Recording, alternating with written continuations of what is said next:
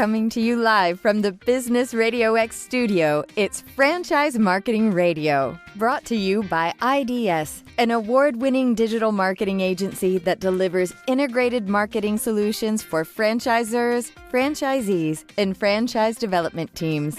Learn why over 75 brands depend on IDS's team of dedicated marketers and client service professionals to deliver a strong ROI on their marketing investment.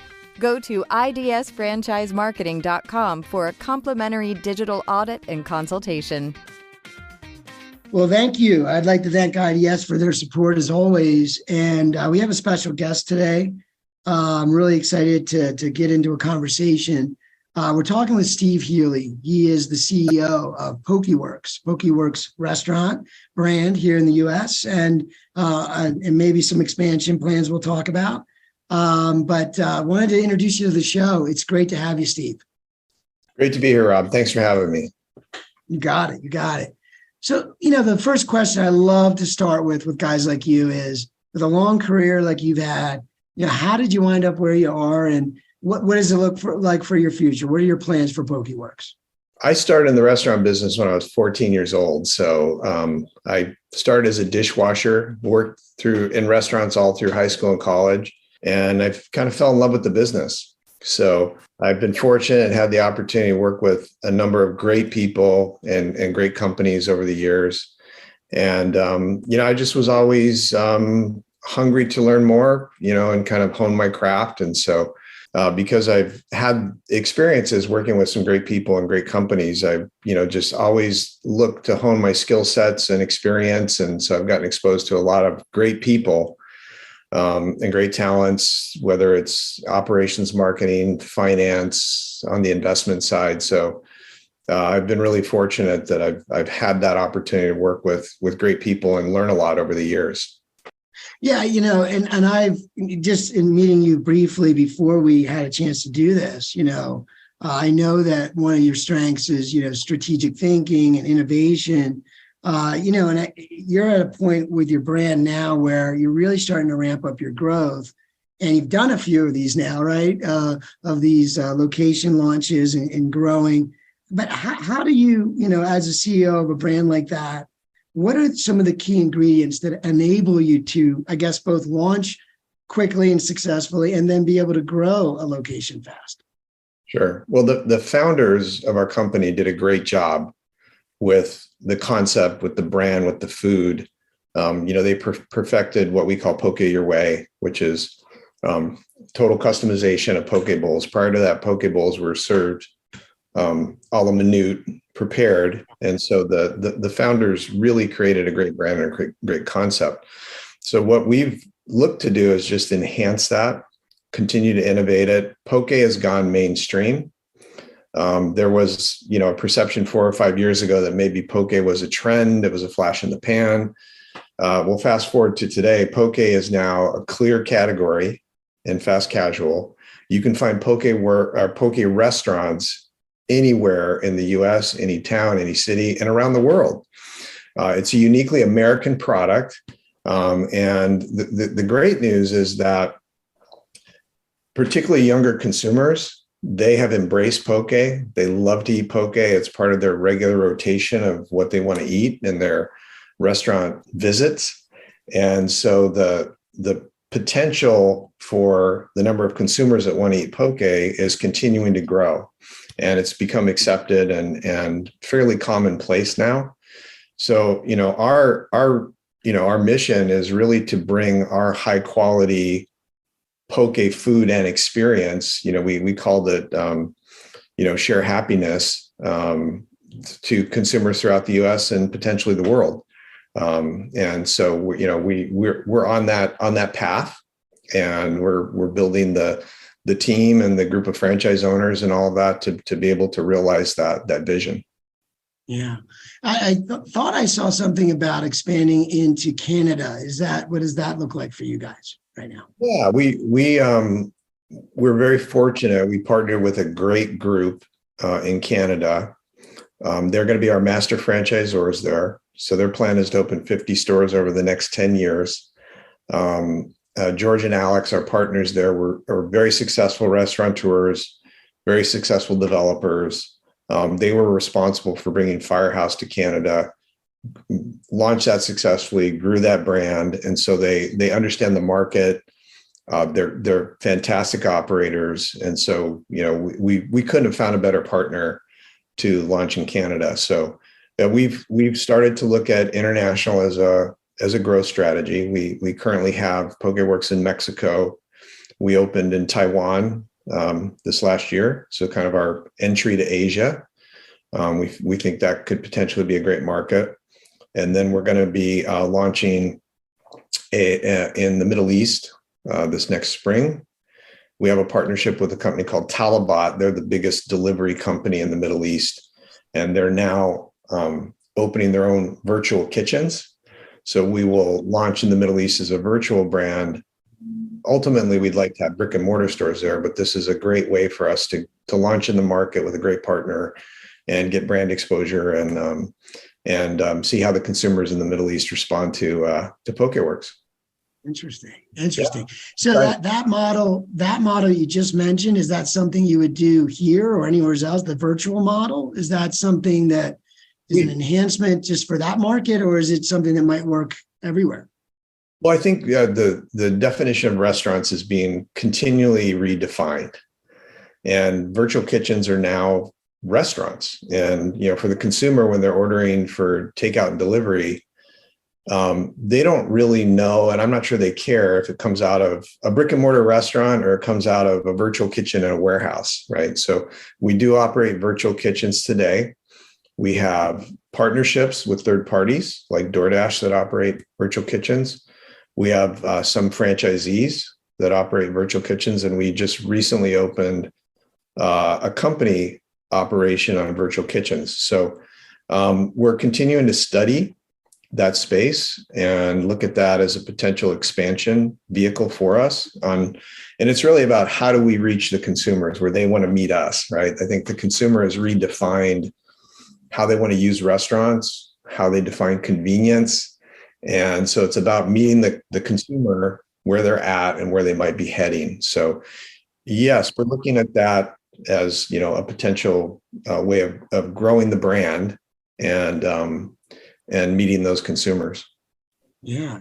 I mean, did COVID have anything to do with that innovation, or was that just something that was on your radar well before that?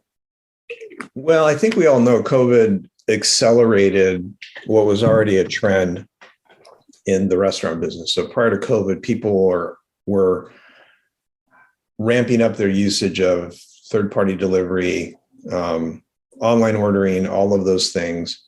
And during COVID, I think what happened, and I think most people in the industry agree, is that some folks that were sort of sitting on the sidelines or weren't as likely to use, digital ordering, they had to use digital ordering, or they couldn't use restaurants. So you had this whole group of folks that were sort of, yeah, it sounds good, but I don't know if I want to order from these delivery companies or pay a delivery fee.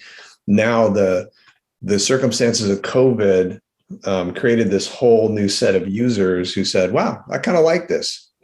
And I kind of like the convenience. And I kind of like the fact that, whether I'm working from home or, I don't want to get up off the couch, I can have food brought to me. And brands that otherwise wouldn't have done delivery pre-COVID were forced to do delivery. I mean, you had like premium steakhouses now, delivering $70 steaks to people at home, where in the past they would kind of turn their nose up at it and said, oh, no, we can't do that. That won't be the same experience and the consumer will never accept it. And what the consumers have said is, we'll judge that and we'll be the judges of what we accept. And I think the consumer intuitively knows if they order something for delivery, it's not going to be the exact same experience.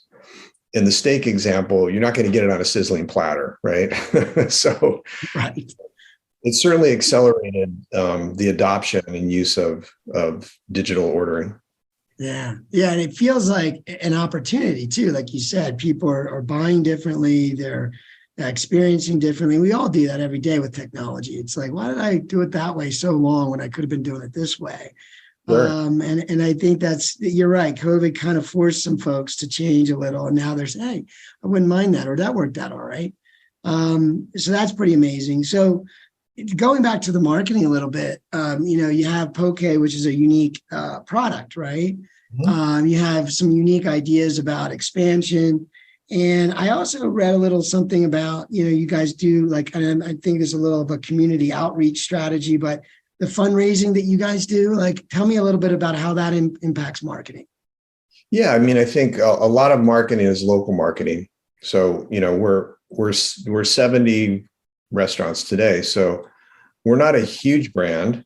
We have a pretty big footprint. We're in 20 some states in the US. And so, we're not big enough to do media, right? Broad media. And so a lot of our marketing is about building awareness and trial in the markets that we're in. And I think, our approach has always been engage the consumers in that market, become a part of the community. And that's easy to say. A lot of brands say that. Fundraisers are a great way for us to actualize on that. And we actually partner with a company that does most fundraising. In the old days, you'd go out and tell people we do fundraisers and put out flyers and all that. But in the digital age, now there's several companies out there that are what I call consolidators. So let's say I'm a group, let's say I'm a frat house, for example, and we want to do a fundraiser. You can go to these websites. You can look at all the organizations that are doing fundraisers, and you can kind of sign up online to do a fundraiser. So we partner with a company recently, and we're just starting to roll this out where consumers can very easily sign up to do a fundraiser at a Pokeworks near them. And, we donate 25% of the proceeds of the fundraiser to that organization. And it's a great way of not only supporting the communities for our existing guests, but it's a chance to expose the brand to new guests. So, about 50% of the guests that come to these fundraisers have probably never visited a Pokeworks.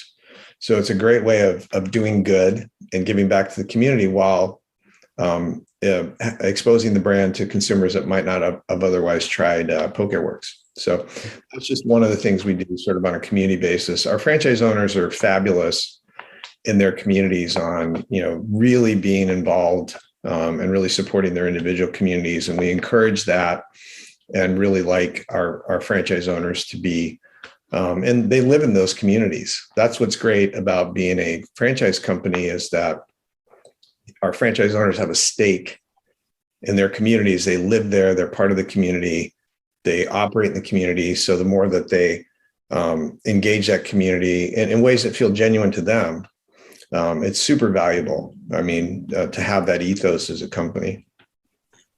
No, I saw that and I thought to myself, something so simple and so brilliant at the same time. I don't think it gets lost on me in this conversation. I think today, first of all, you're exposing a new group to something that's unique and a high quality product, right? So it's like cool. I did this feel good thing and now I got exposed to something different that I didn't know about. And there you go. But the idea also too is that in our market, and maybe you can, if you agree, let me know. But I feel like the buyers in our world today are more socially conscious, right? We're thinking community. We're thinking take care of each other a little more. And when a business owner can extend that and be generous the way, that you just mentioned, I think it leaves an impact on people. Like you never forget those kinds of things, right? If you love the food, then you might just become a lifetime customer. So, but anyway, what are your thoughts? I just think that's the way people buy too. It's almost like you might be ahead of the curve, but more folks need to be thinking this way, right? You're serving the community while you're doing business. Absolutely. And, I think also it's, a lot of our consumers are millennial and Gen Z. And I think generationally, those consumers really want to know, as a company, do you have an ethos? What do you stand for? And do you care? Sometimes it's simple things like being compassionate. And that's, what we talk with our team members about a lot. You can talk about service all day long, but something as simple as being compassionate with a guest, whether it's they're confused, they don't know what to order, they're having a problem, their order was wrong, whatever, just extending that compassion and, engaging people at that level, I think is really important. And it can apply to bigger issues like sustainability. For us, that's really important. We use only certified sustainable seafood. Another example, we recently made a commitment to going cage-free by the end of next year on eggs, which is a big commitment on the supply chain side. But we feel those kinds of things not only are the right thing to do, right, but because of who we are and what we believe, but also that there are guests that those kinds of things matter, that you care. Restaurants aren't political organizations, but and you don't want to be political. You just want to do the right thing. That's sort of part of our core values is do the right thing, and so we really, that's part of our decision making filter, right? What we're doing, is it the right thing? Whether it's how we interact with our guests, how we interact with our franchise partners, how we interact with each other, and I think that if you apply that, to decisions as you're making them as an organization, generally you'll directionally be right, and people can see that. You can make a lot of claims, but what it comes down to, is it really genuine, and do you walk the talk, right? Yeah, the genuine part, right? And the empathy, like the word empathy is what I'm thinking of, right? And it's something we don't use a lot or say a lot. I don't know if I say it a lot in marketing, but it's really, I feel like marketing today is being empathetic to the buyers in the world, right? And how they live and what they're, what they care about and how they think. And the other side I was thinking of when you were talking is, as a leader of the brand and your team and your franchise owners and their teams, that motivates them too, right? They feel good about what they're doing every day, beyond what they're doing every day, which is already good. But taking it a little further, it gives you a little bit more of a purpose in your community and a why. But that's great, the commitments you're talking about. And I know another side of the marketing then gets into, and I wanted to make sure I at least talked about it a little bit, was just the technology, right? Everything you just mentioned, the virtual kitchens and the online ordering and being visible on Google when you're a restaurant, right, for directions and the way consumers look for things today. Tell me a little bit about your approach to that. How do you sort that out? Is there any things that you've done as a CEO that you feel like have made an impact from that point of view? Oh, well, we've done a lot as a company. We particularly over last year, have invested heavily in all of our digital infrastructure. So we basically kind of scraped what we had and rebuilt it. Everything from website to our loyalty app to our mobile ordering site to how we sell gift cards, how we communicate nutritional information to our consumers, our partnerships with the third-party delivery companies. So we've invested heavily in it, and it's not just to drive sales, but it's also about the user experience. You think about restaurants in the traditional sense. As I go visit a restaurant, it's not just food, it's an experience. So we always look at it through the lens, what's the user experience like? For example, if I'm ordering off the website, what is engaging about that website? Is it user friendly? Is it something that I want to spend some time there? Even something as simple as food photographs. You want those food photographs to really represent what your product looks like. So if I'm ordering, then I say, okay, I know what the product looks like, and when it shows up at my door, it looks like that. Right. And things like customization. Today the consumer ultimately, they want to be in control. They want to customize their food the way they want it, the way they like to. And for us, that's a brand advantage because we have such a great platform. If you want to eat vegan, you can eat vegan. If you want to eat raw, you can eat raw. If you want to eat cooked proteins, you can have all the flavor combinations. If you want to eat keto, you can eat keto, paleo. So a lot of guests are mindful. And they want to know, like, if I use this brand, do they have a solution for me, or can I find a solution with how I use that brand and how I choose to eat? So we've really been mindful of that and invested as much in the experience side, because technology is just a tool, right?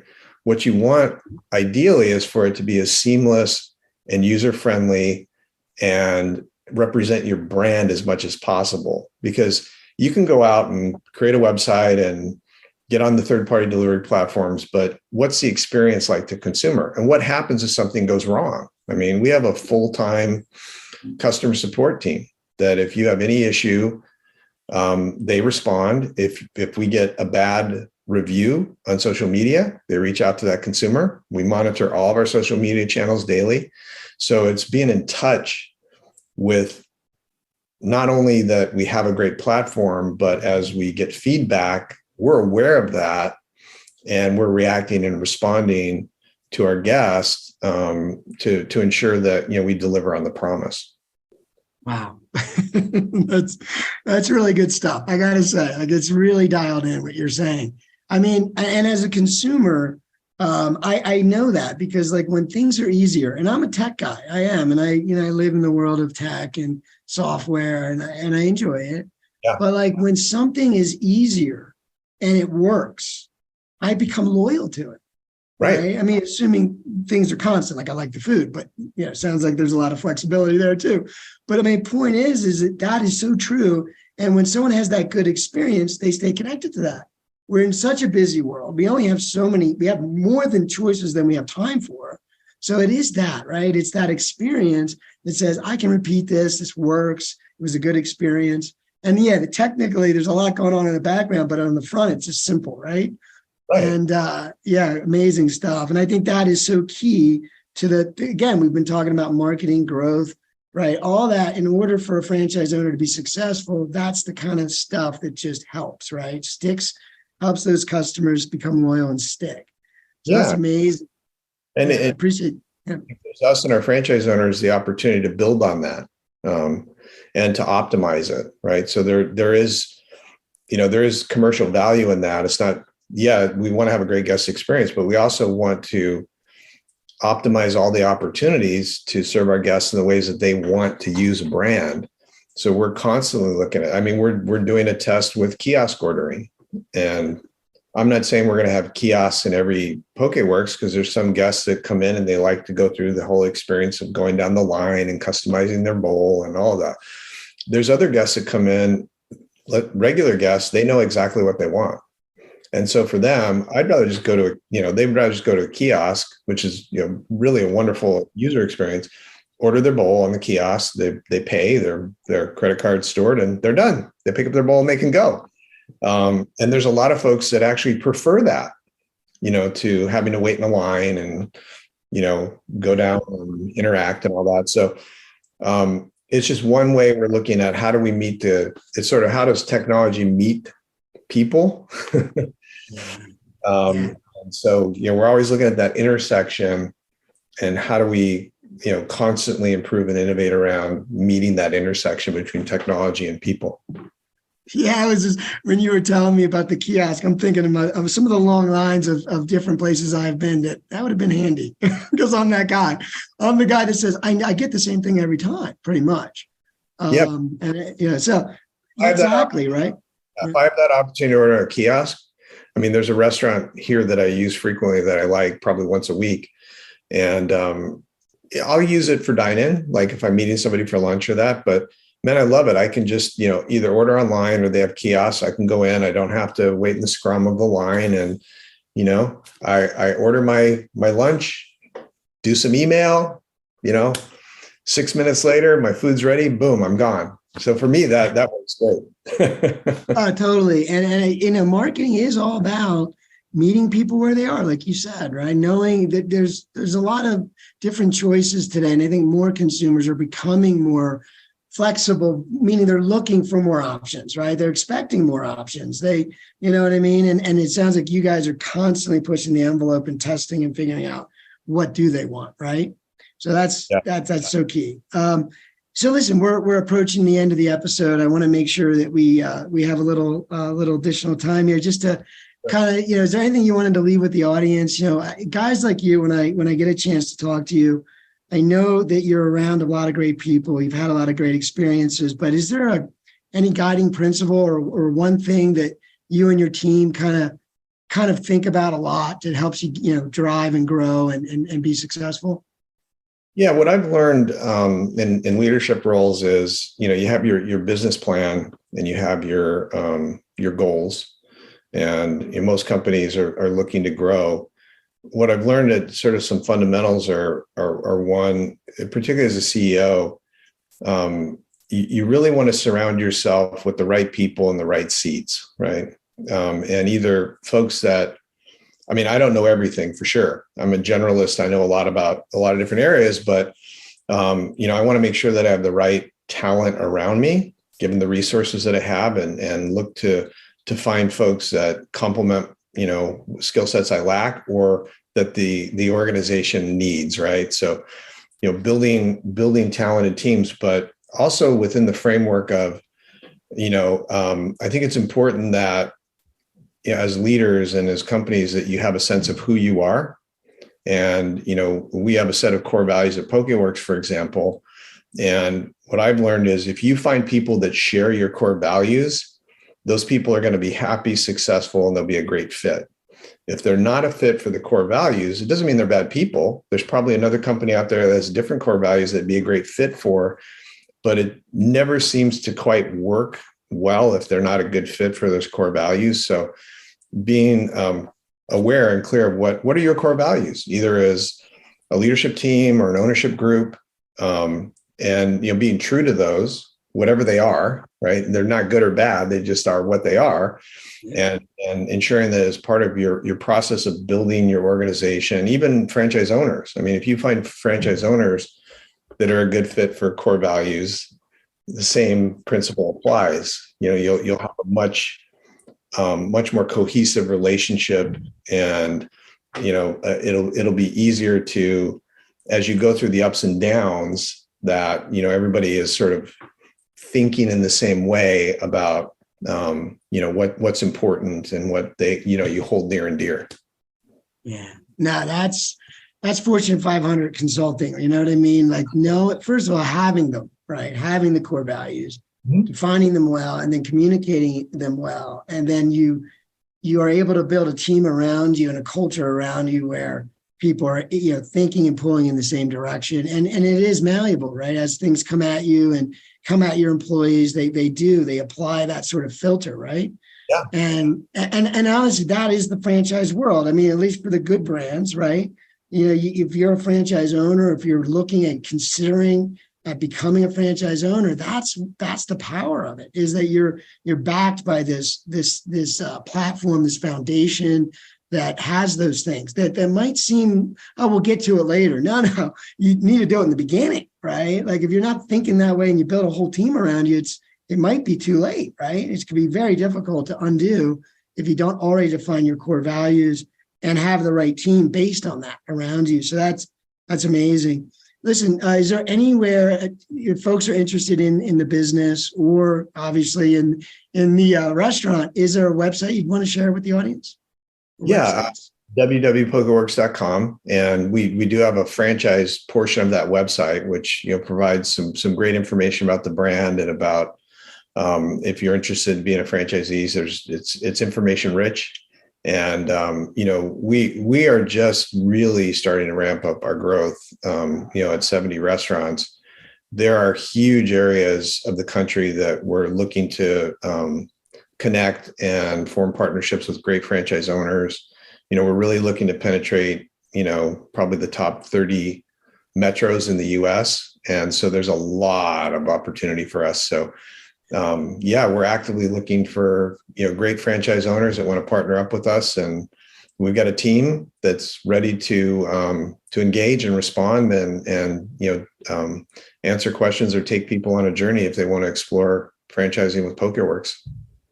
Well, I tell you, Steve, it's been a pleasure having you here today. And I can tell you, sitting in my seat and having the background I have, everything you're talking about is amazing. You know what I mean? It's the right timing is what I see. And so I wish you all the luck. I hope to have one here near me in Colorado soon. I think there's some coming up you mentioned, but I'm looking forward to it. Appreciate it. Our first is opening in December. So very beautiful about that. So look for that if you're close to Denver. But yeah, thank you so much. It's been a pleasure. I really appreciate the kind words. Thank you. Yeah, you got it. It's great having you. And I'd like to thank the audience again for this episode, for tuning in to Franchise Marketing Radio. And bye for now.